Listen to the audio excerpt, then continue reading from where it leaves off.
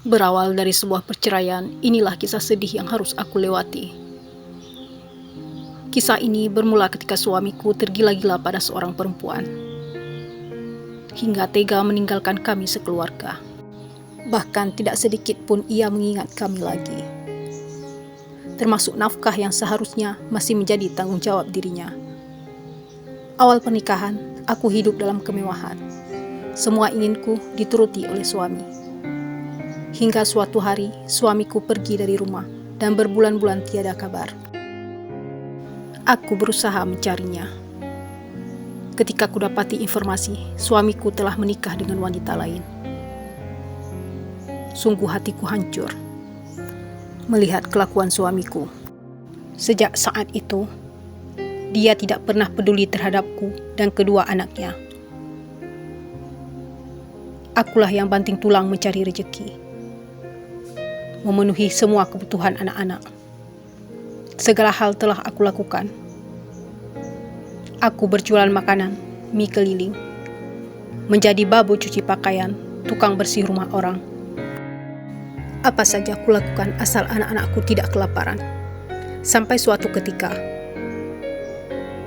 titik jenuh itu membuncah oleh lilitan hutang yang tidak juga terbayar. Juga beratnya beban hidup sehari-hari. Bahkan anakku harus berhenti ke sekolah karena tidak mampu membayar sejumlah uang ekstrakurikuler dan bahan praktek di sekolah. Suatu hari, seorang agen tenaga kerja menawarkan aku sebuah pekerjaan di Malaysia. Iming-iming yang ia berikan begitu menjanjikan. Siapa tidak tergiur? Mendapatkan gaji per bulan 6 juta.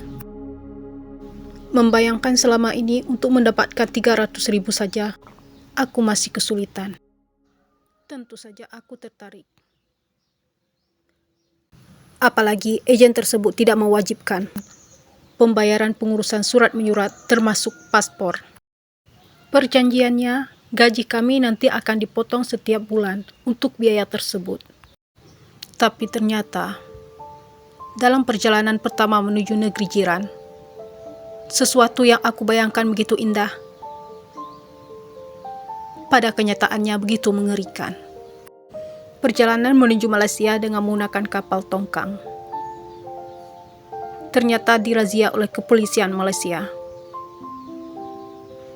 Kami yang tidak dilengkapi surat perjalanan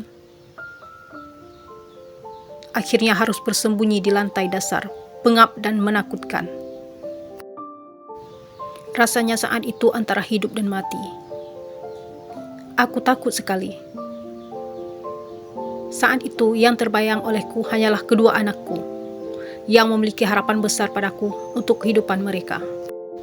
Doaku dan mungkin doa kedua anakku yang membuat aku selamat dari razia polisi Malaysia. Hingga ancaman penjara tidak aku dapatkan saat itu. Menjadi tenaga ilegal di negeri orang membuat kami selalu kucing-kucingan dengan aparat kepolisian.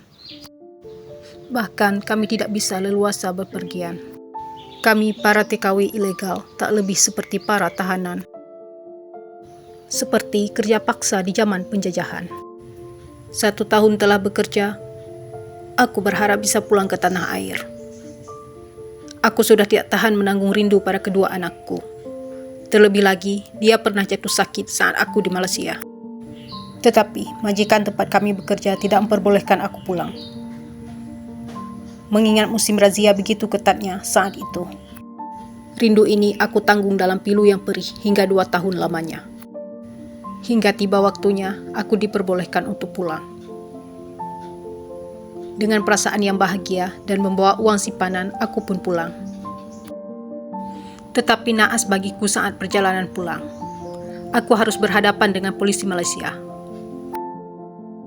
Aku pun dideportasi selama 1 bulan di Sabah, Malaysia. Ini pelajaran berharga bagiku. Dengan iming-iming apapun, aku tak ingin lagi menjadi TKW ilegal. Karena itu sangat menakutkan.